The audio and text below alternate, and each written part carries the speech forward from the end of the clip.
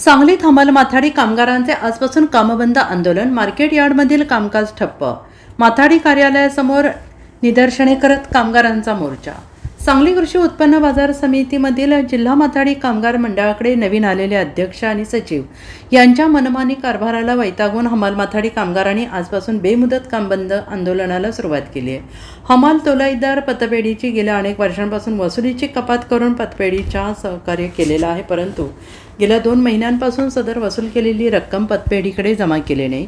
गेल्या 3 महिन्यात नोंदणीची प्रक्रिया पूर्ण करून देखील मंजूर केली नाही।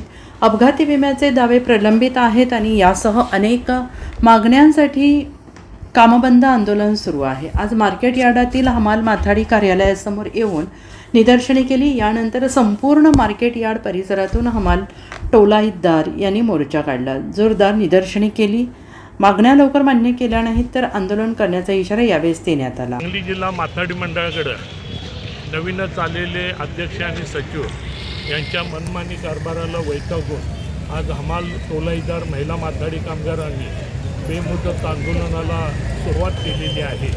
या ठिकाणी माथाडी मंडळानं गेल्या 2 महिन्यापासून गेले अनेक वर्ष या हमालच्या तोलाईदारांच्या पतपेढीची वसुलीची कपात करून पतपेढीकडे देऊन सहकार्य केलेलं आहे, परंतु गेल्या 2 महिन्यापासून या अधिकाऱ्यांनी केलेल्या वसुलीचा चेक किंवा रक्कम अद्यापही पतपेढीकडे वर्ग केलेली नाही आहे। गेले 3 महिन्यामध्ये नवीन कामगारांच्या नोंदणीची प्रक्रिया सगळी पूर्ण करून देखील नोंदणीचे प्रकरणं मंजूर केलेले नाहीत, राजीनाम्याचे प्रकरण मंजूर केलेले नाही। गेले 4 वर्ष 19 माथाडी कामगारांचे अपघाती विम्याचे दावे प्रलंबित आहेत, त्यामध्ये देखील कुठलीही पूर्तता त्यांनी केलेली नाही आहे। अशा अनेक अडचणी आणि समस्या या ठिकाणी उभ्या राहिलेल्या आहेत। त्याच्या निषेधार्थ हे कामबंद आंदोलन सुरू केले असून आज या ठिकाणी मार्केट यार्डात माथाडी मंडळाच्या समोर येऊन ही निदर्शनं केलेली आहेत।